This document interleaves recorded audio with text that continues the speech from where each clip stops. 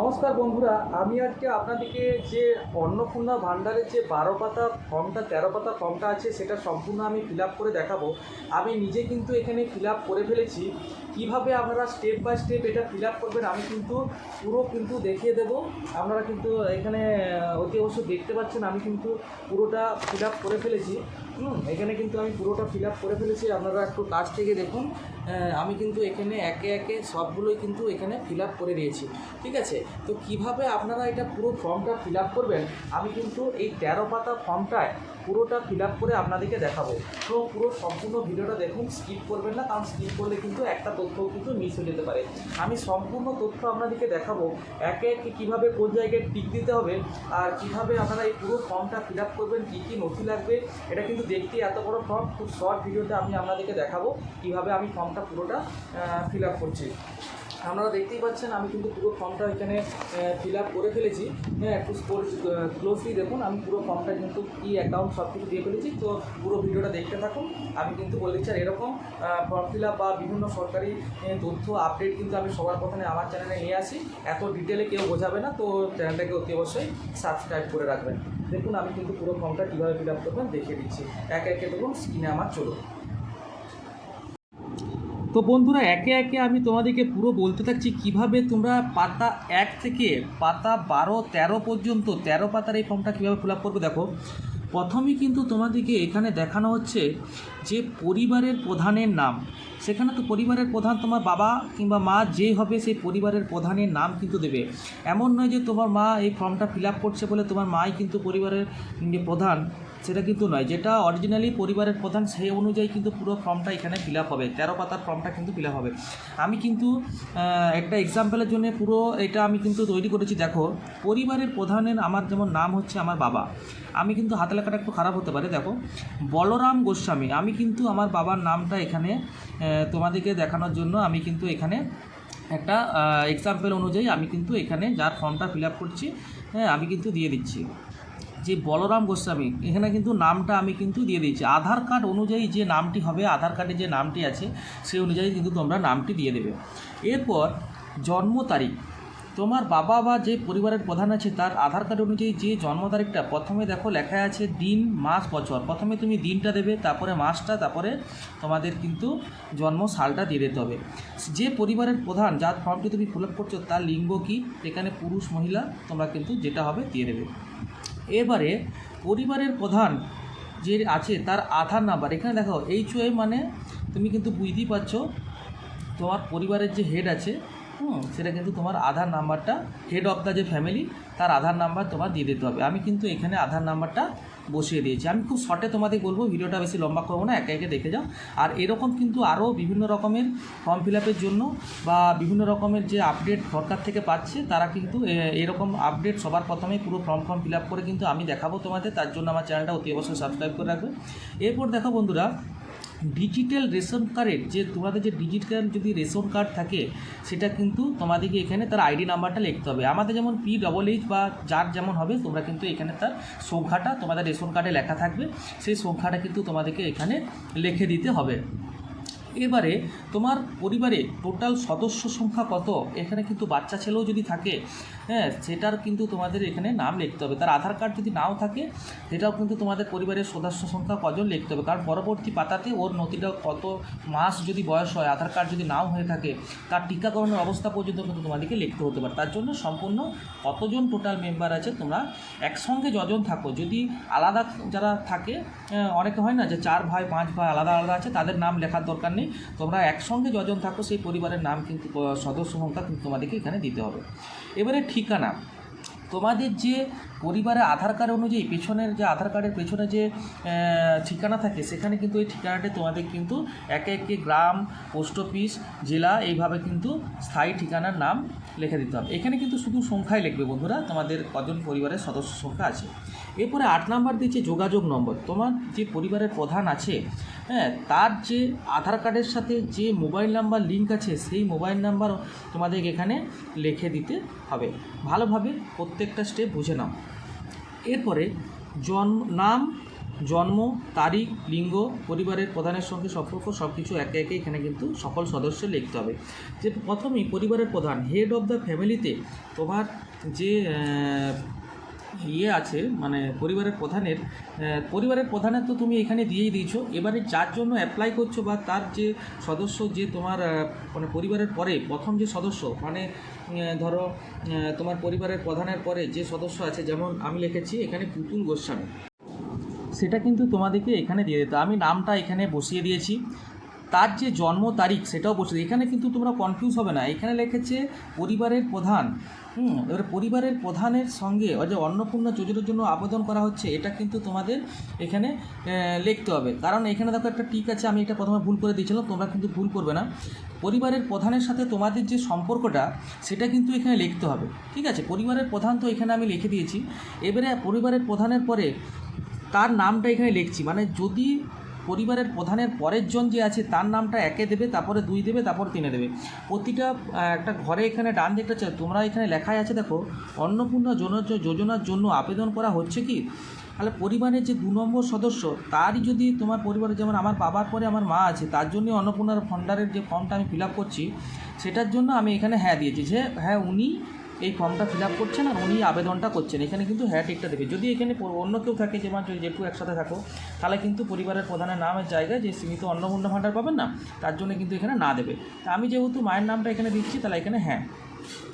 এরপরে জন্ম তারিখ, আধার কার্ড অনুযায়ী কিন্তু তোমাদেরকে জন্ম তারিখটা এখানে বসিয়ে দিতে হবে। তার লিঙ্গ কি, স্ত্রীলিঙ্গ আমি রেখে দিয়েছি। পরিবারের প্রধানের সঙ্গে তার সম্পর্ক কি, তার পরিবারের প্রধানের সাথে, মানে আমার বাবার সাথে আমার মায়ের সম্পর্ক হচ্ছে স্ত্রী লিখে দিয়েছি। তার আধার কার্ড নাম্বারটা এখানে লিখে দিতে হবে। এবারে তারপরে আমার ফ্যামিলিতে যেমন 4জন মেম্বার, সেরকমভাবে আমার নাম আমি লিখে দিয়েছি। এরপরে জন্ম তারিখ আমি আমার লিখে দিয়েছি, আমার লিঙ্গ আমি এখানে লিখে দিয়েছি। এরপর বন্ধুরা, আমার সাথে আমার যে পরিবারের প্রধান তার কি সম্পর্ক, এখানে আমি কিন্তু সম্পূর্ণ লিখে দিয়েছি, এবং আমার আধার কার্ডের নাম্বার যেটা আছে এটাও কিন্তু আমি এখানে লিখে দিয়েছি। এইরকমই তোমাদের যদি আরও সদস্য সংখ্যা থাকে, তাদের কিন্তু নাম, তার সাথে পরিবারের প্রধানের কি সম্পর্ক এবং আধার নাম্বার এরকমভাবে কিন্তু লিখে দেবে। এটা কিন্তু আমরা বন্ধুরা দেখো 2 নম্বর পেজে চলে এসেছি। এরপরে দেখো 10 নম্বরে যেটা আছে, পরিবারের প্রধান এবং পরিবারের সকল প্রাপ্তবয়স্ক সদস্যর ব্যাঙ্ক অ্যাকাউন্ট নাম্বার দিতে হবে। যেমন ধরো তোমার যে ব্যাংকের যে পরিবারের প্রধান আছে, তার ব্যাঙ্ক অ্যাকাউন্ট কোন ব্যাংকে আছে এখানে লিখতে হবে। আমি লিখে দিয়েছি ব্যাঙ্ক অফ ইন্ডিয়া। তার অ্যাকাউন্ট নাম্বার এখানে লিখে দিতে হবে, এবং তার আইএফএসসি কোডটা কিন্তু এখানে লিখে দিতে হবে। এবারে পরিবারের সদস্য সংখ্যার পরে যিনি আছেন, যেমন আমি আমার লিখেছি মায়েরটা, এখানে কিন্তু তার এসবিআই অ্যাকাউন্ট আছে লিখে দিয়েছি। অ্যাকাউন্টের সাথে আমি কিন্তু এখানে তার আইএফএসসি কোডটাও কিন্তু লিখে দিয়েছি। এবারে একটা কথা তোমরা বন্ধু মনে রাখবে, যে তার কিন্তু ওই অ্যাকাউন্টে ডিবিটি লিঙ্ক থাকতে হবে এবং আধার যুক্ত থাকতে হবে, এটা কিন্তু মাথায় রাখবে। এবারে সদস্য সংখ্যা 3, 2 যা যা আছে তোমাদের সেই সদস্য সংখ্যা অনুযায়ী কিন্তু এটা লিখে দিতে হবে। এটাও কিন্তু এতটাও গাঢ় নয়, একটু স্টেপ বাই স্টেপ দেখলে আরামসে বোঝা যাবে। 12 পাতা 13 পাতা শুধু এই ফর্মটা দেখতেই আমাদের কিন্তু এতটা ফর্ম ফিল আপ করতে হবে না, খুবই সহজ পদ্ধতিতে আমি তোমাদের দেখাবো। এটা চলো আমরা পরের পাতায় চলে যাই বন্ধুরা। এবারে 3 নম্বর যে পেজটা আছে, এটাতে দেখো এপিক হাউ, মানে তোমাদের যে হেড অফ দ্য ফ্যামিলি আছে, এখানে দেখো যেটা হেড 11 নম্বরে যে হেড অফ দ্য তোমাদের ফ্যামিলি আছে, হ্যাঁ, এবং সকল প্রাপ্তবয়স্ক সংখ্যার যে যতগুলো তোমাদের সদস্য আছে তাদের কিন্তু এখানে ভোটার কার্ডের নাম্বারটা লিখতে হবে, মানে এপিক নম্বরটা। এখানে দেখো আমি কিন্তু যে পরিবারের প্রধান তার কিন্তু এপিক নাম্বার দিয়ে দিয়েছি, এবং তোমার বিধানসভা ক্ষেত্রের যে অংশ নাম্বার যেটা ভোটার কার্ডের পেছন দিকে থাকবে, সেটা কিন্তু ওই বিধানসভা নাম্বারটা 200, তোমাদের যেতে হবে 258, 511, তোমার যেটা হতে পারে। আমি একটা আন্দাজে তোমাদের বোঝানোর জন্য এটা আমি দিয়েছি। তার কিন্তু এবারে এটা হেড অফ দ্য যে ফ্যামিলি তার হলো। এবারে তারপরে যেটা তুমি ফর্মটা এভাবে ফিল আপ করে আসছো স্টেপ বাই স্টেপ, তারপরে যার ফর্মগুলো তুমি আগে ফিল আপ করেছো যেভাবে, সেকেন্ড যে তোমাদের হেড অফ দ্য ফ্যামিলি, তার কিন্তু আমি এখানে নাম্বারটা দিয়ে দিয়েছি। মানে আমি যেন আমার মায়ের জন্য ফর্মটা ফিল আপ করছি সেই অনুযায়ী আমি করছি, সেই অনুযায়ী তোমাদের এখানে সবাইকার এখানে বসিয়ে দিতে হবে। এরপরে দেখো এখানে কিন্তু আছে বিভাগ, এইটা কিন্তু ভালো করে বুঝবে, যে মানে তোমার জাতিগত কাস্ট কি সেটা কিন্তু তোমাদেরকে এখানে ভালোভাবে লিখতে হবে, এবং যদি তোমার কাস্ট অনুযায়ী তোমার সার্টিফিকেট থাকে সেটার কিন্তু নথি তোমাদের দিতে হবে। তোমার এখানে কাস্ট কি তোমরা সেটা দেখে এখানে কিন্তু দিয়ে দেবে। এবার অনেকে বলবে আমার যদি জেনারেল হয়, জেনারেলের তো এখানে অপশানই নেই, যারা জেনারেল তারা কিন্তু এটা ভালোভাবে বুঝে করবে। এবারে দেখো রেশন কার্ড বা খাদ্য এটা আছে, এটা তোমরা দেখো। 1 নাম্বার আছে আপনি কি ডিজিটাল রেশন কার্ড তোমার কি আছে? আপনাদের যদি ডিজিটাল রেশন কার্ড এখন সবাইকারই হয়ে গেছে, তোমরা এখানে বা আপনারা এখানে কিন্তু হ্যাঁ দেবেন। এরপর যদি হ্যাঁ হয় তবে কার্ডের উল্লেখটা করুন। আমি যেমন আমাদের PAH তোমাদের যেটা তোমরা কিন্তু AAY যদি হয় সেরকমভাবে এটা কিন্তু টিক চিহ্ন দেবে। এবারে পরিবারটি রেশন দোকান থেকে মাসিক রেশন তুলছে কি না এটা লিখতে হবে। আমরা তুলি, তার জন্য আমরা হ্যাঁ লিখেছি আমি। এবারে এটা দেখো, আপনার যদি এটা দেখো 1 নম্বরে যেটা এখানে 1 নম্বর আছে বাড়ির ধরন, আপনার বাড়িতে কি 3 বা তার বেশি পাকা ঘর আছে? এটা কিন্তু ভালো করে দেখবে, এটা কিন্তু অতি অবশ্যই না করবে। যদি তোমাদের 3 তলা বাড়ি থাকে বা 2 তলা বাড়ি থাকে তোমরা এখানে এটা নিজেরা দেখে একটু করবে, আমাদের নেই, আমি না লিখেছি। এবারে পরিবারের জমির মালিকানা, এখানে দেখো রেজিস্ট্রেশন নথি কিন্তু সব কিছু দিতে হবে। আমাদের কিন্তু পরিবারের আমাদের যে পরিবারটা মানে যেখানে থাকি আমাদের বাড়িঘর কিন্তু আমাদের নিজেদের নামেই আছে, তার জন্য আমি এখানে হ্যাঁ দিয়েছি। তোমার যদি না থাকে তোমরা না দেবে। এরপরে পরিবারের সকল সদস্যের মোট জমির পরিমাণের শতকে তোমরা যেটা দেবে, আমরা কিন্তু আমাদের যে আমি একটা এক্সাম্পল অনুযায়ী সংখ্যাতে আমি 2 শতক এখানে টিক দিয়েছি। রেজিস্ট্রেশন নথি পর্যন্ত কিন্তু তোমাদেরকে এখানে দিতে হবে। তা আমরা তোমাদের যত শতক জমি আছে তোমরা সেই অনুযায়ী তত শতকের এখানে নামটা দেবে। এবারে দেখো যানবাহন, এটা কিন্তু আমরা 4 নম্বর পেজে চলে এসেছি।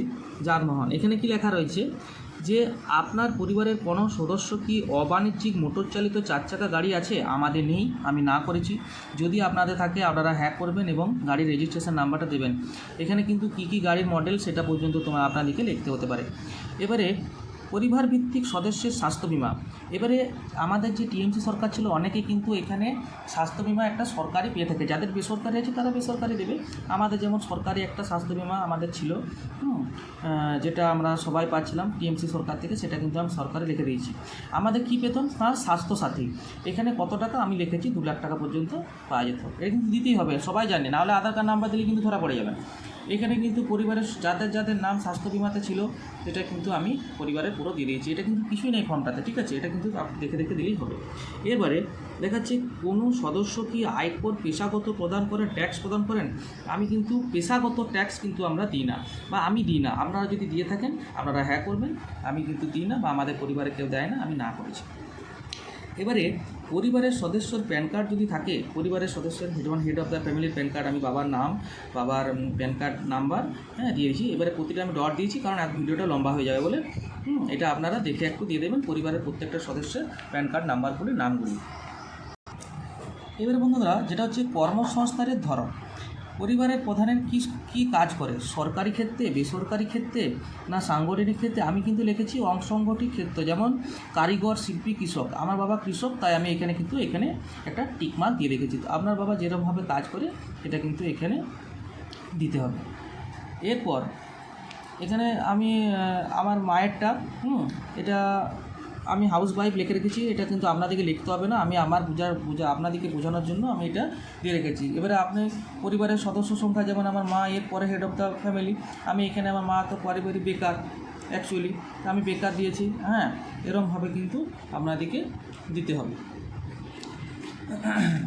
এখানে যে নামটা দিতে হবে তার কোনো মানা নেই, কারণ আগে তো আপনারা যে পরিবারের যে second family head of the family ছিল তার তো নাম দিয়ে রেখেছেন, সেই অনুযায়ী কিন্তু ফর্মটা ফিল আপ হচ্ছে। আমরা কিন্তু 5 পাতা শেষ, পরের পাতায় যাচ্ছি। দেখুন এগুলো আমাদের নয়, মানে এগুলো এতজন আমাদের ফ্যামিলি মেম্বার নেই, তার জন্য আমরা এটা ছাড়ছি। এটা কিন্তু আমরা পেজ নম্বর 6 চলে এসেছি। ফর্মটা দেখতেই 12 পাতা, আমাদের কিন্তু এতটা ফিল আপ করতে হবে না। এবারে পরিবারের শিক্ষিত প্রাপ্তবয়স্ক সংখ্যা সদস্য কতজন আর অপ্রাপ্তবয়স্ক কতজন? এখানে কিন্তু আমি লিখেছি শিক্ষিত প্রাপ্তবয়স্ক সংখ্যা 3 জন। এখানে কিন্তু আমি 3 জনের নাম, আপনাদের যতজন প্রাপ্তবয়স্ক সংখ্যা শিক্ষিত আছে সেটার নামটা আপনারা লিখে দেবেন। পরিবারের প্রধান কি শিক্ষিত? এটা কিন্তু আমাদেরকে পরিবারের প্রধান কি, আমি জানি আমার বাবা বেশি দূর পড়াশোনা করেনি, আমি লিখেছি। এখানে কিন্তু এটা আপনার খারাপ লাগলেও অশিক্ষিতই দিতে হবে। এবং সর্বোচ্চ শিক্ষাগত যোগ্যতা আমার বাবা 5 পাস, আমি এখানে লিখে দিয়েছি। এখানে সদস্য সর্বোচ্চ শিক্ষাগত যোগ্যতা, যে আপনার মা আছে বা যার জন্য ফর্মটা ফিল আপ করছেন, বা second head of the family, তার কিন্তু এখানে এটা দিতে হবে। দ্বিতীয় আমি এখানে লিখে দিয়েছি আমি আর কী করা আছে, বা যেরকম আপনারা চান সেরকম আপনাদের সদস্য সংখ্যা অনুযায়ী যেটা আছে সেটা কিন্তু আপনি লিখে দেবেন। এবারে কিন্তু আমরা 7 নম্বর পেজ। এত আমি তাড়াহুড়া করে আপনাদের দেখানোর জন্য করছি যে কোনো সদস্য কি কোনো সাংবিধানিক মন্ত্রীপদ, সংসদ বিধায়ক এবং পৌরস্থানীয় এবং পঞ্চায়েত কর্মসংস্থানে বর্তমান ধারক মানে সেখানে কি কাজ করে? আমাদের কিন্তু করে না, আমি এখানে না দিয়ে দিয়েছি। এখানে কি কোনো সদস্য কি কেজি জিএসটি আপনারা ব্যবহার করেন? যারা ব্যবসায় তারা কিন্তু জিএসটি ব্যবহার করে, আমরা কিন্তু জিএসটি আমাদের রেজিস্ট্রেশন নেই, তার জন্য আমি এখানে না দিয়ে দিয়েছি। পরিবারের মোট বার্ষিক আয় আমি আপনারা ক্যালকুলেট আমাদের পরিবারের যে বার্ষিক আয়টি সেটা আপনারা কিন্তু একটা 12 মাস তোমাদের যদি 30,000 হয়, 15,000 হয়, 20,000 হয়, সেটা দিয়ে 12 দিয়ে গুণ করে যে অঙ্কটা আসবে আপনারা এখানে কিন্তু লিখে দেবেন।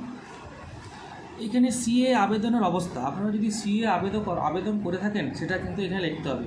যদি ইস্যু করা আছে সেটি সার্টিফিকেট নম্বর, আমি কিন্তু এখানে প্রযোজ্য নয় দিয়েছি, কারণ আমরা এটা করার দরকার পড়েনি, তার জন্য আমি কিন্তু প্রযোজ্য নয় এখানে দিয়ে দিয়েছি। আপনাদের যেরকম এখন স্ট্যাটাস আছে সেই স্ট্যাটাস অনুযায়ী আমরা কিন্তু এখানে দেবেন, ঠিক আছে।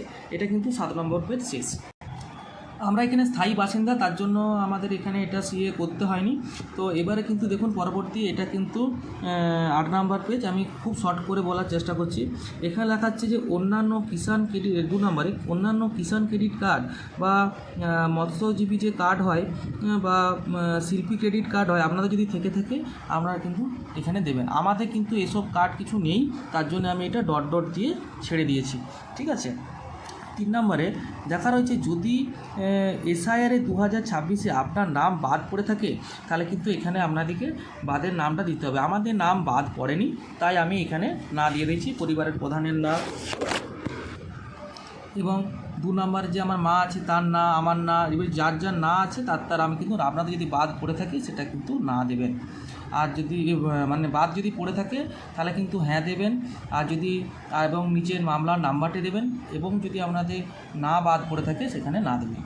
এবারে এখানে লেখা রয়েছে সামাজিক মর্যাদা নির্ভরশীল ব্যক্তিগণ বিদ্যালয়ে অধ্যয়নরত পরিবারের সকল শিশুর বিবরণ। এখানে কিন্তু আমাদের ঘরে ছোট্ট শিশু সেরকম কেউ নেই যে বিদ্যালয় বা স্কুলে পড়ে, আমি তার জন্য এটা নো করে আপনাদের বোঝানোর জন্য আমি এটা ছেড়ে দিয়েছি। আপনাদের যদি পরিবারের শিশু থাকে, যতটি শিশু থাকে, কী পড়ে এখানে ভালো করে পড়ে আপনারা এখানে দিয়ে দেবেন। এটা কিন্তু এত কিছু গাঢ় কিছু নেই। 9 পাতা আমাদের শেষ, আমি 10 পাতায় যাচ্ছি।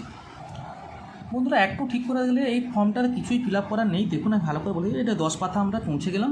10 পাতায় দেখুন এটা কিন্তু বিদ্যালয়ের ধরনটাই এতটা আছে, এত মাথা ব্যথার জন্য। এবারে যদি আপনার ঘরে ছোট্ট শিশু থাকে যে বিদ্যালয়ে পড়ছে না কিন্তু আপনার বাড়িতে ছোট শিশু আছে, তাহলে কিন্তু এখানে লিখতে হবে। এখানে কিন্তু আমি নো লিখেছি, কারণ আমার নেই। আপনাদের যদি থাকে সেটা তার কত মাস বয়স এবং সে কী টিকাকরণে আছে, যেমন 9 মাসে একটা টিকাকরণ হয়, 3 মাসে হয়, সেইটা কিন্তু লিখলেই এখানে টিক দিলেই কিন্তু টিকাকরণ সম্পূর্ণ এখানে কিন্তু তার এজ অনুযায়ী সেটা বুঝতে পারা যাবে। আপনাদের বাড়িতে এটি থাকে আপনারা করতে পারেন।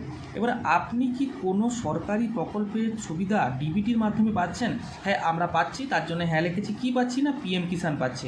আপনারা যদি আরও অন্য কিছু পান এটাও কিন্তু লিখতে হবে। এখানে দেখুন যদি হ্যাঁ হয় তবে প্রকল্পের নাম উল্লেখ করুন, আর যদি না লেখেন যে আমি পাচ্ছি না, যে সরকারকে ফাঁকি দেবো, তাহলে কিন্তু কী লিখেছে যে প্রকল্প থেকে বেরিয়ে যেতে টিক বস্তিতে চিহ্নিত করুন। মানে আপনার আর কোনো কিন্তু রাস্তা নেই যে আপনারা ভাববেন যে না দিয়ে দিই, আমি হয়তো যদি অন্নপূর্ণা ভাণ্ডার না পাই, সেখানে কিন্তু অন্নপূর্ণা ভাণ্ডার পেলেও আপনারা কিন্তু পিএম কিষাণ আর পাবেন না। সেটা কিন্তু ভালো করে মাথায় রেখে এটা কিন্তু আপনাদেরকে ফর্মটা ফিল আপ করতে হবে। দেখুন বন্ধুরা, এই 11 পাতার যে ফর্মটি, 11 যে পেজটি, এটাতে আপনাদের আর কিছুই লেখার নেই। এটা কিন্তু দেখতেই এত বড় ফর্ম। বন্ধুরা দেখুন, আপনারা যদি এত বড় বক্সগুলো যেগুলো আছে সেগুলো হচ্ছে যদি এতগুলো প্রকল্প কি আমাদের আছে, নেই। যদি মানে সদস্য 1, সদস্য 2, সদস্য 3 যদি আপনাদের পরিবারের সবাই এই যদি পাই ওই কী বলে ওটা ডিবিটির মাধ্যমে কোনো টাকা, সেগুলো কিন্তু আপনারা লিখতে পারেন, না হলে এরকম ছেড়ে দেবেন। আমি এটা ক্রস চিহ্ন দিয়েছি, আপনাদেরকে এটা দেবেন না, আমি আপনাদের বোঝানোর জন্য এটা দিয়েছি। এই যে 12 পাতার ফর্মটা, 12 নম্বর ফর্মটা কিন্তু এইখানেও আমাদের কিছু লেখার নেই, কারণ আমরা এত কিছু পাচ্ছি না, প্রকল্পের নাম আমরা এত প্রকল্প পাচ্ছি না। এবারে নিচে চলে আসবো, ভিডিওটা বড় করবো না। দেখুন এখানে লেখা রয়েছে ঘোষণা সম্মতি। আমি এই মর্মে ঘোষণা করছি যে উপরের অত্যন্ত তথ্য আমার জ্ঞান ও বিশ্বাস অনুযায়ী আমি দিলাম। এখানে সম্মত টিকটি আপনি কিন্তু ফিল আপ করবেন। এটা কিন্তু একটা মাথায় রাখবেন, এই ফর্মটা কিন্তু আমরা নিজস্ব অনুযায়ী দিচ্ছেন। আর এই ফর্মটা আমি একটু ছেড়েছি, কারণ আমি এটা আপনাদেরকে বলছি, এখানে লেখেছে সত্য এবং প্রযোজ্য ক্ষেত্রে আমি সকল সহায়ক নথি প্রদান করছি এবং উপরে উল্লেখিত কোনো মানদণ্ড বাদ দিইনি। আমি অবগত যে আমার প্রাপ্তবয়স্ক তথ্য আমার প্রদত্ত কোনো তথ্য মিথ্যা প্রমাণিত হলে আমার সামাজিক সুরক্ষা সংক্রান্ত বিধানসমূহ বন্ধ হতে পারে, সুবিধাসমূহ বন্ধ হতে পারে। এখানে যে স্বাক্ষরটি আছে এটা বাড়ির প্রধানের না, যে এটা ফর্মটা ফিল আপ করছে যিনি পাবেন লক্ষ্মী আপনার অন্নপূর্ণা ভাণ্ডার, তার জন্য লিখছে, এটা কিন্তু আমি এখনও বুঝতে পারিনি। এটা আমি বুঝে পরবর্তী ভিডিওতে বলে দেবো। এবং এই ফর্মটা আপনারা চেষ্টা করবেন যেন ইংলিশে ফর্মটা ফিল আপ করার, মানে অনেক কিছু আছে বাংলাতে ফিল আপ করতে কিন্তু আপনাদের অসুবিধা হতে পারে, তাই আমি বলছি ইংরেজিতে ফিল আপ করাই ভালো, অনেক সুবিধা হবে। আমি কিন্তু পরবর্তী ভিডিওতে একটা ইংলিশের ফর্ম ফিল আপ করে সম্পূর্ণ তথ্য আপনাদেরকে দেবো। ওটার জন্য কিন্তু চ্যানেলটা অতি অবশ্যই সাবস্ক্রাইব করে রাখতে হবে। এরকম ভিডিও আমি প্রতিনিয়তই নিয়ে আসি। বিভিন্ন সরকারি যে ফর্মগুলো বেরোয়, এটা ফর্মগুলো ফিল আপ করেও কিন্তু আমি দেখাই। তার জন্য কিন্তু সবার আগে আমার চ্যানেলটা সাবস্ক্রাইব করে ভিডিওটা লাইক করে দিন এবং নিজে দেখে দেখে ফর্মটা ফিল আপ করুন।